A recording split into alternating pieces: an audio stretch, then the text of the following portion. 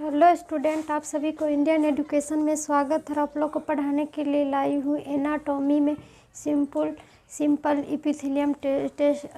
Epithelium tissue के बारे में पढ़ना है। देखिए, आप सभी वीडियो को देखने से पहले लाइक और सब्सक्राइब जरूर कीजिए। क्या पढ़ना है तो एनाटॉमी एंड फिजियोलॉजी में सिंपल इपिथेलियम टिश्यू के बारे में पढ़ना है। तो ये anatomy physiology of simple epithelium tissue के बारे में पढ़ना है। तो सरल उपकला में कोशिकाओं का केवल एक ही परत होती है। सरल उपकला में कोशिकाओं का केवल एक ही परत होती है। ये समानतः अवशोषी एवं स्रावी सतहों पर पाई जाती है।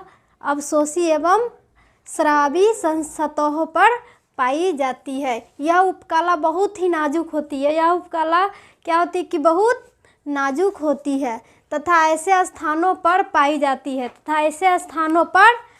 जाती है जहाँ बहुत कम टूट फूट होती है। जहाँ क्या होती है कि बहुत टूट फूट कम होती है, वहाँ पर पाई जाती है। ये कौन है तो सरल उपकला टिश्यू, जो यह निम्न है तथा ऐसे स्थानों पर पाई जाती है तथा ये निम्न है और ऐसे स्थानों पर पाई जाती है जहाँ बहुत कम टूट फूट होती है। यह निम्न 5 प्रकार की होती है। यह निम्न कितने प्रकार की होती है तो 5 प्रकार की होती है, जिनके नाम कोशिकाओं का कार्य एवं कार्य के अनुसार भिन्न होती है। जिनकी कोशिकाओं का कार्य होता है क्या तो भिन्न अनुसार भिन्न होती है। कोशिकाओं का कार्य एवं कार्य में भिन्न होती है। तो सल्की उपकला, पहला क्या है कि सल्की उपकला स्क्यूमस इपिथेलियम। पहला क्या है तो सल्की उपकला स्क्यूमस इपिथेलियम। एनाटॉमी रचना में पढ़ना है। यह बृहदाकार चपटी कोशिकाओं की एक परत की बनी होती है। यह क्या होती है कि यह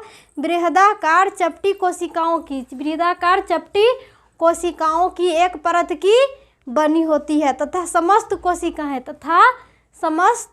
कोशिकाएं एक आधार कला पर अवस्थित होती है। एक आधार कला पर अवस्थित होती है। न्यूक्लियस समानतः कोशिकाओं के केंद्र पर होती है। न्यूक्लियस क्या होती है कि समानतः केंद्र कोशिकाओं पर होती है। कहाँ पर तो न्यूक्लियस कोशिका सेल पर होती है। इसी प्रकार की उपकला इस प्रकार की उपकला क्या होती है तो फेफड़े की वायु कोष्ठ में होती है।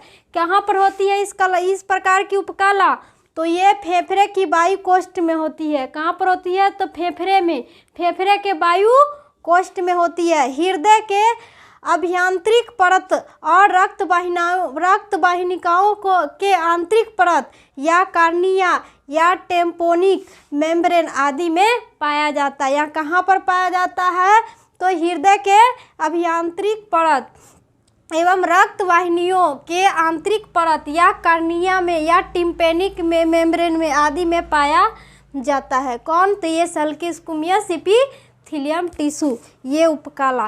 तो फिजियोलॉजी में क्या होगा तो सल्की उपकला का मेन काम रक्षात्मक है। सल्की उपकला का क्या है मेन काम रक्षात्मक है तथा गैसों एवं तरलों का आदान प्रदान। गैसों एवं तरलों का क्या होता है तो आदान प्रदान होता है। इसी के द्वारा होता रहता है। किसके द्वारा तो ये इपिथेलियम स्क्यूमस इपिथेलियम के द्वारा होता रहता है। यही है क्या तो एनाटॉमी एंड फिजियोलॉजी में सिंपल इपिथेलियम के बारे में पढ़ना था।